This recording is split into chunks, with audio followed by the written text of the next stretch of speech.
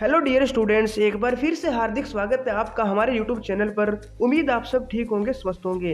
दोस्तों, आज की वीडियो में हम सीएचएस सेंटर एग्जाम से रिलेटेड जीके जीएस के कुछ मोस्ट इंपॉर्टेंट और प्रीवियस और क्वेश्चन करने वाले हैं। तो वीडियो आपके लिए दोस्तों बहुत ही ज़्यादा इंपॉर्टेंट और हेल्पफुल होने वाली है, इसलिए वीडियो को शुरू से लास्ट तक बिल्कुल ध्यान से जरूर देखिएगा। दोस्तों, वीडियो में आगे बढ़ने से पहले आपसे एक रिक्वेस्ट भी है कि अगर आप हमारे चैनल पर पहली बार आए हो, जब अभी तक आपने दोस्तों चैनल को सब्सक्राइब नहीं किया है, तो चैनल को सब्सक्राइब करके बेल आइकन जरूर प्रेस कर देना, ताकि जब भी हमारे चैनल पर आपके लिए इंपॉर्टेंट वीडियो आए उसकी नोटिफिकेशन आपके पास सबसे पहले पहुंच जाए। तो दोस्तों, करते हैं वीडियो को स्टार्ट। और ये रहा दोस्तों क्वेश्चन फर्स्ट आपके सामने।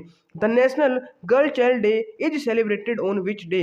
यानी भारत में राष्ट्रीय बालिका शिशु दिवस कब मनाया जाता है? ऑप्शन ए है 22 जनवरी, ऑप्शन बी है 23 जनवरी, ऑप्शन सी है 24 जनवरी और ऑप्शन डी है 25 जनवरी। तो आपको बताना है कि नेशनल गर्ल चाइल्ड डे यानी कि राष्ट्रीय बालिका शिशु दिवस कब मनाया जाता है भारत में। दोस्तों, इसका जो सही उत्तर है वो है ऑप्शन सी 24 जनवरी। राष्ट्रीय बालिका शिशु दिवस 24 जनवरी को मनाया जाता है, तो ऑप्शन सी आपका सही आंसर हो जाएगा। उसके बाद देखते हैं दोस्तों question number second. Question number second है, where is the headquarters of international vaccine institute यानी कि आईवीआई।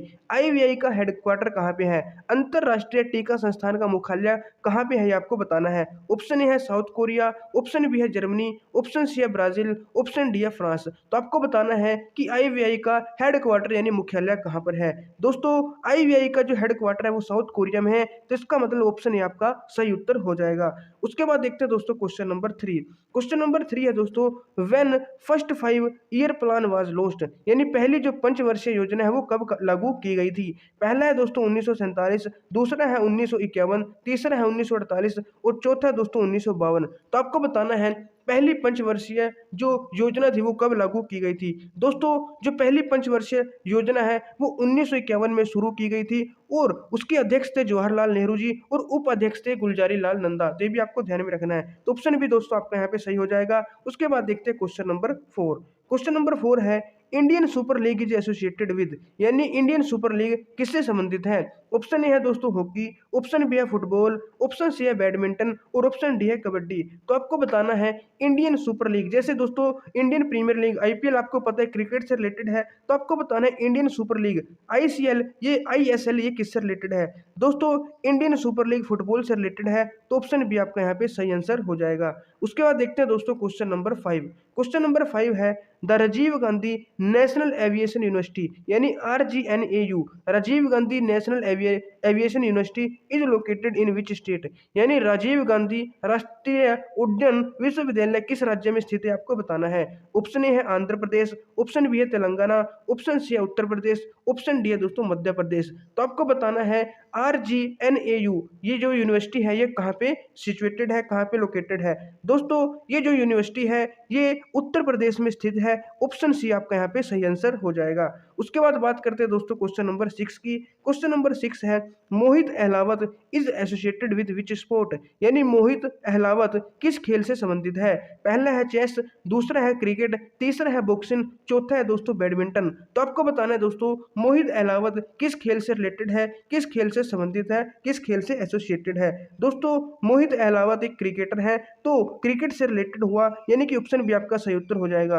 और दोस्तों, इन्होंने जो T20 क्रिकेट होता है, क्रिकेट मैच होता है, स्थानीय क्रिकेट मैच होता है, उसमें 72 गेंदों पर 300 रन बनाए थे, यानी कि 13 शतक लगाने वाला पहले खिलाड़ी थे, ठीक है। और ये 2017 में उन्होंने लगाया था, तो ऑप्शन भी आपका सही उत्तर हो जाएगा। उसके बाद बात करते हैं दोस्तों क्वेश्चन नंबर 7 की।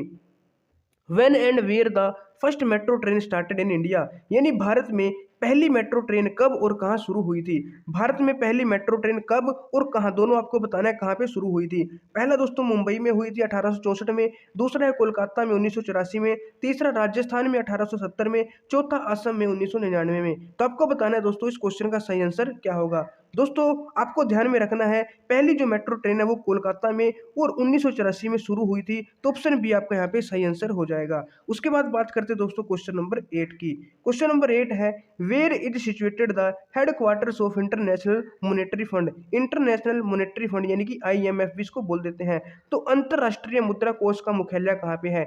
आईएमएफ का जो यहाँ पे मतलब कि आपको हेडक्वार्टर बताना है इसका कहाँ पे स्थित है। पहला है दोस्तों न्यूयॉर्क में, दूसरा है वाशिंगटन, तीसरा जेनेवा और चौथा दोस्तों टोक्यो में। तो आपको बताना है IMF का मुख्यालय यानी हेडक्वार्टर कहाँ पे है। दोस्तों इंपॉर्टेंट क्वेश्चन है और आपको याद रखना है IMF अंतरराष्ट्रीय मुद्रा कोष या इंटरनेशनल मॉनेटरी फंड, इसका जो मुख्यालय है वो दोस्तों वाशिंगटन में है। तो वाशिंगटन बी ऑप्शन आपका सही उत्तर हो जाएगा। उसके बाद बात करते हैं क्वेश्चन नंबर 9 की। Which day is declared income tax day, यानी किस दिन को आयकर दिवस घोषित किया गया, किसको इनकम टैक्स डे घोषित किया गया, डिक्लेयर किया गया, वो आपको बताना है। ऑप्शन ए है 1 जुलाई, ऑप्शन बी है 24 जुलाई, ऑप्शन सी 31 जुलाई, ऑप्शन डी है इनमें से कोई नहीं। दोस्तों आपको याद रखना है इनकम टैक्स डे 24 जुलाई को घोषिट किया गया, डिक्लेयर किया गया। तो ऑप्शन बी आपका सही आंसर हो जाएगा। उसके बाद बात करते हैं क्वेश्चन नंबर 10। बहुत ही सिंपल और इजी क्वेश्चन है दोस्तों। Which is what mean of IP, यानी आईपी का क्या मतलब होता है आपको बताना है। Internet protocol, input protocol, internal processing या फिर इंटेल प्रोसेसिंग। दोस्तों आईपी का मतलब क्या होता है आपको बताना है। आईपी का मतलब होते हैं इंटरनेट प्रोटोकॉल, आपने शायद सुना भी हो इंटरनेट प्रोटोकॉल। दोस्तों इसका सही आंसर हो जाएगा, ये भी आपको ध्यान में रखना है। उसके बाद बात करते हैं दोस्तों क्वेश्चन नंबर 11। वर्ष 2018-19 रणजी ट्रॉफी किसके द्वारा जीता गया। Who was the winner of Ranji trophy in 2018 और 19, यानी कि 2018 और 19। तो आपको बताना है यहाँ पे किसने रणजी ट्रॉफी जीता था, कौन चैंपियन थी, विनर थी। पहला दोस्तों विदर्भ, दूसरा सौराष्ट्र, तीसरा मुंबई, चौथा दोस्तों गुजरात।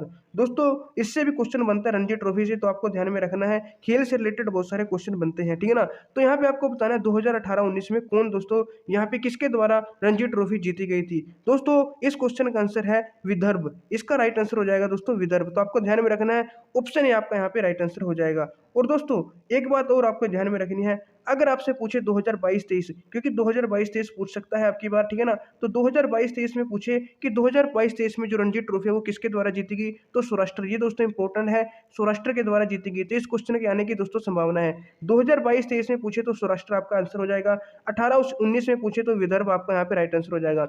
उससे पहले दोस्तों 2017-18 में भी विदर्भ ने जीती थी, और 2016-17 की बात करें तो 16-17 में दोस्तों किसने जीती थी, गुजरात ने जीती। तो आपको याद रखना है। और 18-19 में भी दोस्तों किसने जीती, ये आपको पता चल गया, ठीक है ना। विदर्भ यहाँ पे आपका राइट आंसर हो जाएगा। उसके बाद दोस्तों बात करते हैं क्वेश्चन नंबर 12 की। क्वेश्चन नंबर 12 है दोस्तों, मानव शरीर में सबसे लंबी अस्थि कौन सी है। Which is the largest bone in human body. तो ह्यूमन बॉडी में दोस्तों जो सबसे लंबी मतलब अस्थि कह लो या बोन कह लो या हड्डी कह लो, वो कौन सी आपको बताना है। दोस्तों मानव शरीर में सबसे लंबी जो हड्डी है वो फीमर है, ह्यूमरस है, टिबिया है या फिर स्टेपिज है, आपको बताना है। दोस्तों बहुत ही इंपॉर्टेंट क्वेश्चन है, सबसे लंबी और सबसे छोटी दोनों आपको पता होना चाहिए। लार्जेस्ट बोन दोस्तों फीमर होती है, और अगर स्मॉलेस्ट की बात करें तो स्मॉलेस्ट होती है स्टेपिज, एस से स्टेपिज, जेड से स्मॉलेस्ट। तो स्मॉलेस्ट होगी स्टेपिज और लॉन्गेस्ट होगी दोस्तों फीमर। तो इंपॉर्टेंट क्वेश्चन है, ये भी आपको ध्यान में रखना है। उसके बाद बात करते हैं दोस्तों question number 13। Energy flows in telephone line is called, यानी टेलीफोन लाइन में जो ऊर्जा प्रवाहित होती है उसे क्या कहते हैं। टेलीफोन लाइन में प्रवाहित होने वाली ऊर्जा को क्या कहते हैं, साउंड एनर्जी या फिर इलेक्ट्रिकल एनर्जी, हीट एनर्जी या फिर मैकेनिकल एनर्जी। दोस्तों टेलीफोन लाइन में जो ऊर्जा होती है वो इलेक्ट्रिकल एनर्जी होती है। तो ऑप्शन बी आपका यहाँ पे सही उत्तर हो जाएगा। उसके बाद बात करते हैं दोस्तों क्वेश्चन नंबर 14 की। Which mineral is made from decomposition of rocks deserting the residual weight of decaying matter, यानी निम्न में से कौन सा खनिज अपक्षयित पदार्थ के अवशिष्ट भार को त्यागता हुआ चट्टानों के अपघटन से बनता है। ऑप्शन ए है कोक कोयला, ऑप्शन बी है बॉक्साइट, ऑप्शन सी है गोल्ड यानी सोना, ऑप्शन डी है दोस्तों जिंक यानी जस्ता। तो आपको बताना है दोस्तों इस क्वेश्चन का सही आंसर क्या होगा। तो दोस्तों आपको याद रखना है, इसका जो राइट आंसर हो जाएगा वो हो जाएगा बॉक्साइट। जो बॉक्साइट है वो खनिज अपक्षयित पदार्थ के अवशिष्ट भार को त्यागता हुआ चट्टानों के अपघटन से बनता है। तो ऑप्शन बी आपका सही आंसर हो जाएगा। उसके बाद बात करते हैं क्वेश्चन नंबर 15। तो 15 भी दोस्तों इंपॉर्टेंट क्वेश्चन है। 1857 का गदर यानी क्रांति, 1857 का गदर कब प्रारंभ हुआ। When did the revolt of 1857 start. अच्छा वेयर बताना है दोस्तों, कहाँ बताना है, ये आपको बताना है। तो 1857 का जो गदर है कहाँ प्रारंभ हुआ, ठीक है ना। कहाँ हुआ था, दिल्ली में हुआ था, बैरकपुर में या मेरठ में, कानपुर में। तो सबसे पहले कहाँ से शुरुआत हुई आपको बताना है। दोस्तों 1857 की जो क्रांति है उसकी शुरुआत हुई थी, जो सबसे पहले हुई थी 1857 में, वो मंगल पांडे ने ब्रिटिश अधिकारियों की हत्या कर दी थी। वो कब हुई थी दोस्तों, बैरकपुर में ऐसा हुआ था। कहाँ पे हुआ था, बैरकपुर में। लेकिन वास्तव में अगर पूछा आपसे कि वास्तव में कहाँ से शुरुआत हुई, तो वास्तव में दोस्तों मेरठ से हुई थी। लेकिन यहाँ पे दोस्तों पूछे कहाँ से शुरुआत हुई, तो पहली बार जो घटना घटी थी 29 मार्च 1857 को मंगल पांडे ने क्या किया था दोस्तों, 2 ब्रिटिश अधिकारियों को गोली मार के हत्या कर दी थी। तो ये कहाँ पे हुआ था, बैरकपुर में हुआ था, तो ये आपका राइट आंसर हो जाएगा। लेकिन अगर क्वेश्चन में ऐसा लिखा हुआ है कि वास्तव में 1857 की जो क्रांति है वो कब स्टार्ट हुई, कहाँ से स्टार्ट हुई, तो वास्तव में लिखा हुआ है फिर आपको दोस्तों मेरठ लगाना है। लेकिन अगर सिंपल लिखा हो फिर बैरकपुर इसका सही उत्तर हो जाएगा। उसके बाद बात करते हैं दोस्तों question number 16। Who is known as grand old man of India. Grand old man of India के नाम से कौन जाना जाता है, किसे जाना जाता है। पहला है दोस्तों न्यायमूर्ति रनाडे, दूसरा रविंद्रनाथ टैगोर, तीसरा महात्मा गांधी, चौथा दादा भाई नौरोजी। तो आपको बताना है grand old man of India के नाम से किसे जाना जाता है। तो इंपॉर्टेंट है दोस्तों, इसे भी याद रखना, grand old man of India के नाम से दादा भाई नौरोजी को जाना जाता है। ऑप्शन डी आपका सही आंसर हो जाएगा। उसके बाद बात करते हैं question number 17। Who has credit of assimilation of riyasat of king in Indian federation, यानी भारतीय संघ में राजाओं की रियासतों का विलय करने का श्रेय किसे जाता है। बहुत ही दोस्तों इंपॉर्टेंट है, जो भारतीय संघ है उसमें जितनी भी राजाओं की रियासतें थी उसका विलय किसने किया था, तो इसका श्रेय किसे जाता है। ऑप्शन ए है सरदार पटेल, ऑप्शन बी है राजेंद्र प्रसाद, ऑप्शन सी है जवाहरलाल नेहरू, ऑप्शन डी है लॉर्ड माउंटबेटन। दोस्तों इसका श्रेय जाता है सरदार पटेल को, सरदार वल्लभ भाई पटेल, जिनको दोस्तों लौह पुरुष के नाम से भी जाना जाता है, ये भी आपको याद रखना है। तो ऑप्शन ए आपका सही आंसर हो जाएगा। उसके बाद बात करते हैं क्वेश्चन नंबर 18। क्वेश्चन नंबर 18 है war starts in the mind of man, famous Vedic statement is stated in, यानी प्रसिद्ध वैदिक कथन है कि युद्ध मनुष्य के मस्तिष्क में प्रारंभ होता है। ये जो कथन है दोस्तों ये किस में कहा गया है, ऋग्वेद में, सामवेद में, अथर्ववेद में या फिर यजुर्वेद में। तो आपको बताना है दोस्तों जो एक कथन है युद्ध मनुष्य के मस्तिष्क में प्रारंभ होता है, ये कौन से वेद में कहा गया है। दोस्तों आपको ध्यान रखना है ये अथर्ववेद में कहा गया है। ऑप्शन सी आपका सही उत्तर हो जाएगा। उसके बाद बात करते हैं क्वेश्चन नंबर 19। क्वेश्चन नंबर 19 है which is the common acceptable period of coronation of Kanishka, यानी कनिष्क के सिंहासन ग्रहण करने का आम जो टाइम है वो कब स्वीकार है, कौन सा उसका काल है, कौन सा उसका समय है, आपको बताना है, ठीक है ना। कनिष्क के सिंहासन ग्रहण करने का आम स्वीकार्य काल कौन सा है, 78 ईसा एडी या फिर 58 एडी, 125 एडी या फिर 248 एडी। तो आपको बताना है सही आंसर क्या है। दोस्तों जो कनिष्क है उसके सिंहासन ग्रहण करने का जो स्वीकार्य काल है वो कौन सा है, 78 एडी यानी कि 78 ईसा है। तो ऑप्शन ए आपका सही आंसर हो जाएगा। उसके बाद बात करते हैं क्वेश्चन नंबर 20। हैदराबाद की रियासत की स्थापना निम्न द्वारा की गई। हु फाउंडेड द रियासत ऑफ हैदराबाद। हैदराबाद की दोस्तों जो रियासत है उसकी स्थापना किसके द्वारा की गई, चिनकिलिश खान द्वारा, नासिर जंग, मुजफ्फर जंग या फिर जुल्फिकार खान द्वारा। तो आपको बताना है इसका सही आंसर क्या होगा। दोस्तों हैदराबाद जो रियासत की स्थापना है वो किसके द्वारा की गई थी, चिनकिलिश खान के द्वारा की गई थी। और इसके दोस्तों और भी कई नाम है, आपको चिनकिलिश खान ना लिखा हुआ मिले, हो सकता है आपको दोस्तों निजाम उल मुल्क लिखा हुआ मिल सकता है, या फिर आसफ जा मिल सकता है, या फिर दोस्तों यहाँ पे कमरुद्दीन खान भी इसको बोलते हैं। तो कमरुद्दीन जिन किलिच कमरुद्दीन खान भी इसका पूरा नाम है। तो इनमें से कोई भी नाम मिले तो एक ही व्यक्ति का नाम है, इसने दोस्तों हैदराबाद रियासत की स्थापना की थी, ठीक है ना। और ये दोस्तों क्या थे, जो हैदराबाद उसके पहले निजाम थे, प्रथम निजाम थे, और अंतिम निजाम कौन था दोस्तों हैदराबाद रियासत का, मीर उस्मान अली खान, ठीक है ना, मीर उस्मान अली खान थे। तो ये भी आपको ध्यान में रखना है। उसके बाद बात करते हैं क्वेश्चन नंबर 21।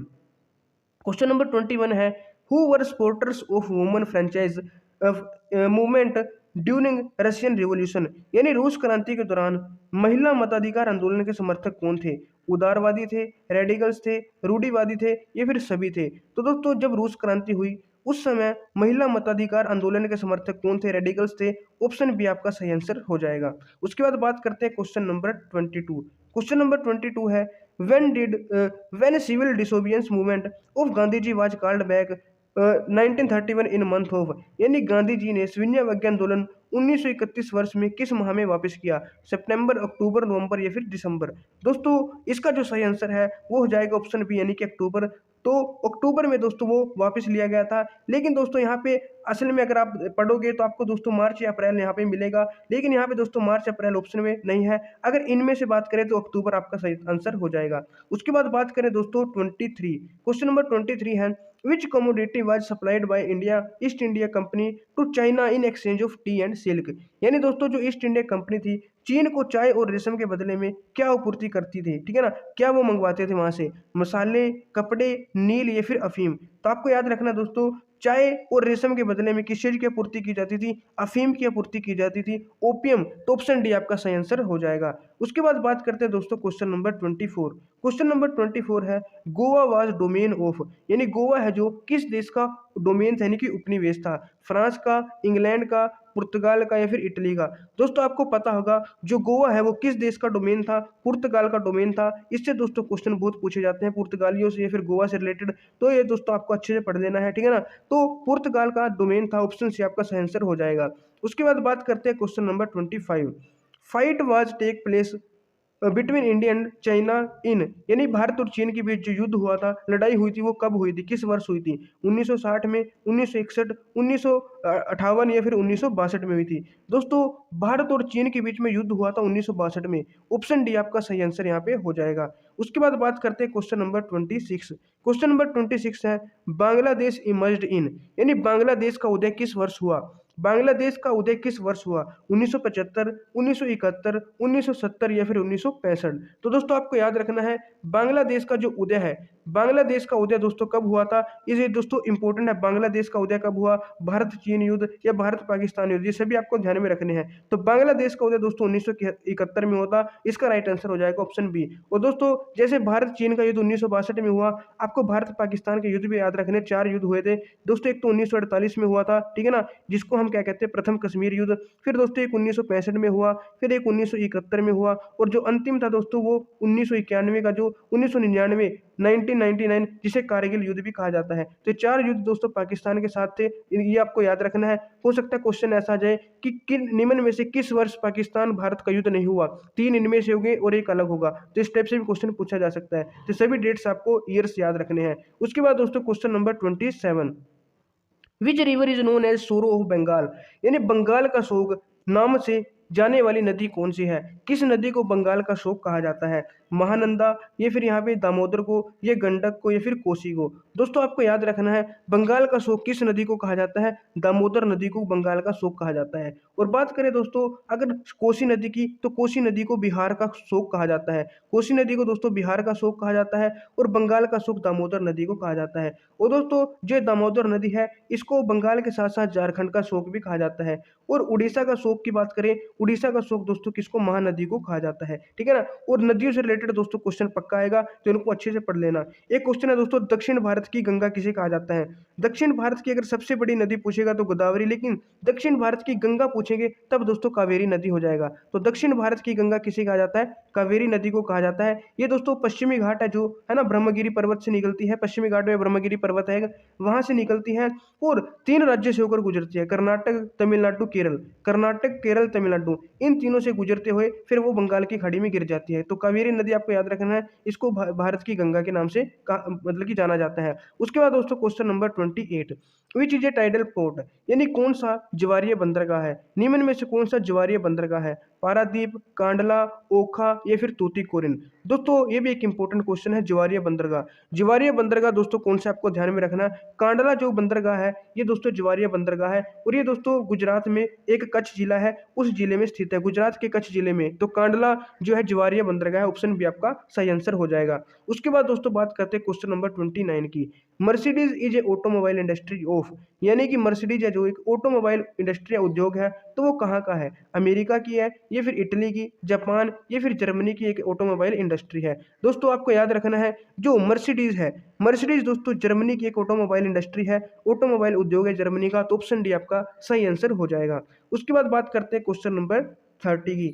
बुडापेस्ट कहाँ की राजधानी है? दोस्तों आपको मैंने पहले भी बताया था, सभी देशों की और सभी राज्यों की राजधानी आपने अच्छे से याद कर लेनी है, इससे क्वेश्चन 100% बनेगा। तो राज्यों की और दोस्तों देशों की राजधानी अच्छे से कर लेनी है। तो बुडापेस्ट बतानी है दोस्तों कहाँ की राजधानी है। पहला दोस्तों हंगरी, दूसरा फिनलैंड, तीसरा ऑस्ट्रिया, चौथा दोस्तों नामीबिया। तो आपको बताना है बुडापेस्ट कहाँ की राजधानी है। दोस्तों बहुत ही इंपॉर्टेंट है, ये राजधानी आपको अच्छे से कर लेनी है, ठीक है ना। सभी डिस्ट्रिक्ट्स की सभी मतलब राज्यों की भी, स्टेट की भी, और सभी दोस्तों कंट्रीज की भी, देशों की भी। तो जो बुडापेस्ट है दोस्तों वो कहाँ की राजधानी है? वो हंगरी की राजधानी हो जाएगी, ऑप्शन ए आपका सही आंसर हो जाएगा। और दोस्तों बात करें फिनलैंड की, फिनलैंड, फिनलैंड की दोस्तों जो राजधानी है वो कौन सी है? हेलसिंकी है, ठीक है ना। फिनलैंड की हो जाएगी दोस्तों हेलसिंकी। और ऑस्ट्रिया की बात करें, ऑस्ट्रिया की दोस्तों राजधानी हो जाएगी वियन। ऑस्ट्रिया की राजधानी कौन सी है? वियन। और नामीबिया की बात करें दोस्तों, विंडहोक किसकी राजधानी हो जाएगी। तो सभी राजधानी आपको अच्छे से याद कर लेनी है। उसके बाद बात करते हैं question number 31। Moonga rocks are common feature of, यानी मूंगा चट्टाने किसकी सामान्य विशेषता है। तो मूंगे चट्टाने सामान्य विशेषता किसकी है? हिंद महासागर की, प्रशांत महासागर की, अटलांटिक महासागर की, फिर भूमध्य सागर की। दोस्तों मूंगा चट्टाने हैं जो वो प्रशांत महासागर की सामान्य विशेषता है, कॉमन फीचर है। तो ऑप्शन बी आपका यहाँ पे सही आंसर हो जाएगा। उसके बाद देखते हैं दोस्तों question number 32। Lakshadweep group island is situated at, यानी जो लक्षद्वीप समूह है वो कहाँ पे स्थित है? अरब सागर में, पाक स्टेट में, या हिंद महासागर में, बंगाल की खाड़ी में। दोस्तों आपको ये भी याद रखना है, इससे भी क्वेश्चन पक्का बनता है कि बंगाल की खाड़ी में कौन कौन से द्वीप समूह हैं, और जो अरब सागर है वहाँ पे कौन कौन से द्वीप समूह हैं, और जो पाक स्टेट है उसके आसपास कौन से हैं, ठीक है ना। पाक स्टेट दोस्तों जो मैंने आपसे पिछली वीडियो में पूछा भी था, जो भारत और श्रीलंका को संधि जोड़ते जल संधि है जो, उसको पाक स्टेट कहते हैं, पाक जल संधि, ठीक है ना। तो भारत के आसपास जितने भी दोस्तों द्वीप हैं वो कहाँ पे है, बंगाल की खाड़ी में कौन सा, अरब सागर में कौन सा, सभी आपको याद रखने हैं।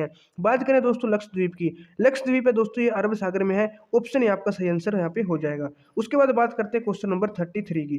क्वेश्चन नंबर 33 है Bokaro steel plant is established by the existence of, यानी बोकारो इस्पात संयंत्र है निम्न में से किसकी सहायता से स्थापित हुआ है। तो किसकी सहायता से स्थापित हुआ था? रूस की, यूके की, जर्मनी की, या फिर हंगरी की। दोस्तों जो बोकारो इस्पात संयंत्र है वो रूस की सहायता से, ये सोवियत संघ भी आपको लिखा हुआ मिल जाएगा, की सहायता से दोस्तों स्थापित हुआ था। ऑप्शन ए आपका यहाँ पे सही आंसर हो जाएगा। उसके बाद बात करते हैं क्वेश्चन नंबर 34।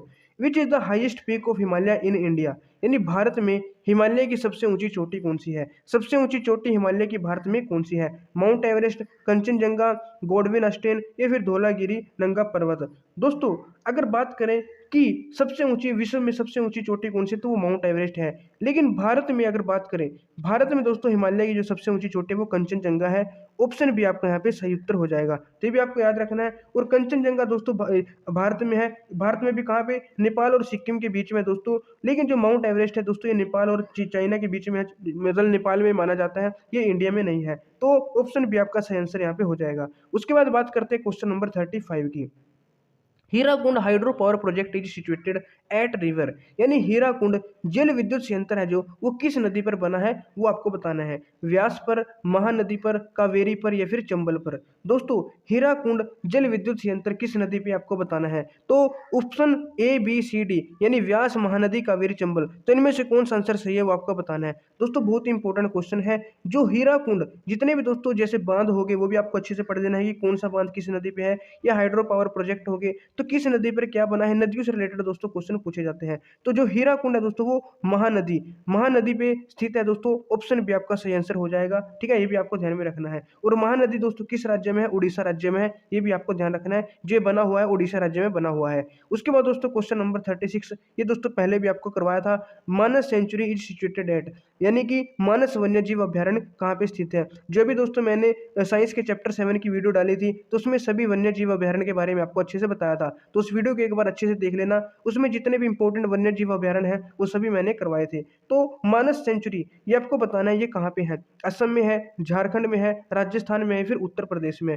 दोस्तों जो मानस सेंचुरी है ये आपको याद रखना है, ये दोस्तों असम में है। किसमें? असम में। और काजीरंगा पूछे दोस्तों, काजीरंगा भी दोस्तों कहाँ पे है? असम में है। तो दोनों आपको याद रखने हैं। तो ऑप्शन आपका दोस्तों सही आंसर यहाँ पे हो जाएगा। उसके बाद देखते हैं question number 37। Which is the longest national water way in India, Bharat का सबसे लंबा राष्ट्रीय जल मार्ग आपको बताना है कौन सा है। राष्ट्रीय जल मार्ग पूछा दोस्तों, पहला दोस्तों हल्दिया से इलाहाबाद, दूसरा है सदिया से धुबरी, तीसरा कोटापुरम से कोल्लम, और चौथा है दोस्तों दामोदर घाटी नहर। तो कौन सा दोस्तों सबसे लंबा राष्ट्रीय जल मार्ग है इंडिया का? दोस्तों नेशनल वाटरवे वन इसको बोला जाता है, नेशनल वाटरवे वन। तो सबसे लंबा जो राष्ट्रीय जलमार्ग है वो दोस्तों कौन सा है? हल्दिया से इलाहाबाद, हल्दिया से इलाहाबाद है दोस्तों। ऑप्शन है आपका यहाँ पे सही आंसर हो जाएगा, तो ये भी आपको याद रखना है। और दोस्तों इसको एक और नाम से जाना जाता है, गंगा भागीरथी हुगली नदी प्रणाली, ठीक है ना, गंगा भागीरथी और हुगली नदी प्रणाली के नाम से भी इसको जाना जाता है, GAVH प्रणाली, ठीक है ना, ये भी आपको याद रखना है। लंबाई दोस्तों लगभग 1620 किलोमीटर के आसपास इसकी लंबाई है। उसके बाद देखते हैं दोस्तों क्वेश्चन नंबर 38। क्वेश्चन नंबर 38 है which is the longest peninsular river of India, Bharat की सबसे बड़ी प्रायद्वीपीय नदी कौन सी है? तो पहले भी आपको बताया था भारत की सबसे बड़ी यानी दक्षिणी भारत आपसे पूछ सकता है, ये दोस्तों प्रायद्वीपीय भारत पूछ सकता है। जैसे दोस्तों भारत का जो निचला हिस्सा होता है उसको प्रायद्वीपीय भारत कहा जाता है। तो प्रायद्वीपीय भारत की सबसे लंबी नदी दोस्तों, सबसे बड़ी नदी कौन सी है? ये मैंने आपको पहले बताया था गोदावरी है, ठीक है ना। तो गोदावरी आपका यहाँ पे सही आंसर हो जाएगा। लेकिन दोस्तों अगर आपसे या ऐसा पूछा जाए कि प्रायद्वीपीय भारत की गंगा किसे कहते हैं या दक्षिण भारत की गंगा, तो वो कावेरी हो जाएगा। ये भी आपको ध्यान में रखना है। उसके बाद दोस्तों बात करते हैं क्वेश्चन नंबर 39। क्वेश्चन नंबर 39 है विच mineral is found in abundance in Kerala? यानी निम्न में से कौन सा दोस्तों खनिज है जो केरल में प्रचुर मात्रा में पाया जाता है? कौन सा खनिज केरल में प्रचुर मात्रा में पाया जाता है? ऑप्शन ए है टिन, ऑप्शन बी है मैंगनीज, ऑप्शन सी है माइका, ऑप्शन डी है दोस्तों मोनोजाइट। तो ये भी दोस्तों आपको याद रखना है, केरल में कौन सा खनिज है दोस्तों प्रचुर मात्रा में पाया जाता है? मोनोजाइट। मोनोजाइट दोस्तों ऑप्शन डी जो है आपका सही आंसर हो जाएगा। मोनोजाइट खनिज है दोस्तों ये केरल में बहुत ही ज्यादा मात्रा में पाया जाता है, तो ये भी आपको ध्यान में रखना है। उसके बाद दोस्तों क्वेश्चन नंबर 40। क्वेश्चन नंबर 40 है भारतीय हीरा संस्थान इज सिचुएटेड एट? यानी भारतीय हीरा संस्थान कहाँ पे स्थापित है? ऑप्शन ए है न्यू दिल्ली, ऑप्शन बी है सूरत, ऑप्शन सी है जयपुर, ऑप्शन डी है मुंबई। तो आपको बताना है दोस्तों भारतीय हीरा संस्थान कहाँ पे स्थापित है। दोस्तों जो भारतीय हीरा स्थान है ये सूरत में है, गुजरात में। ऑप्शन बी आपका सही आंसर हो जाएगा। तो ये भी आपको ध्यान में रखना है, ऑप्शन बी आपका यहाँ पे राइट आंसर हो जाएगा। तो दोस्तों ये हमारे 40 क्वेश्चन थे। 40 में से दोस्तों कितने क्वेश्चन आपको पहले ही आते थे वो आपको कमेंट में बताना है। और दोस्तों अगर वीडियो पसंद आई तो ज़्यादा से ज़्यादा लाइक जरूर कीजिएगा और अपने बाकी साथियों के साथ शेयर जरूर कीजिएगा। और कमेंट करके जरूर बताना दोस्तों वीडियो कैसी लगी और किस टॉपिक से रिलेटेड आपको वीडियो चाहिए, ये भी दोस्तों आप कमेंट करके बता सकते हो। और अगर आपको दोस्तों इसकी पीडीएफ चाहिए, ठीक है, तो इसकी पीडीएफ आपको दोस्तों हमारे टेलीग्राम ग्रुप में मिल जाएगी। वो टेलीग्राम ग्रुप या व्हाट्सएप ग्रुप आपने ज्वाइन नहीं किया हुआ है तो दोस्तों डिस्क्रिप्शन में इनका लिंक दिया हुआ है, आप वहां से ज्वाइन कर सकते हो। दोस्तों मिलते हैं आपको एक और नई वीडियो में। अगर आपने दोस्तों चैनल को सब्सक्राइब अभी तक नहीं किया है तो सब्सक्राइब भी कर देना, ठीक है, ताकि हमारी हर वीडियो की नोटिफिकेशन आपके पास पहुंच जाए। तो ठीक है दोस्तों, जय हिंद, जय भारत।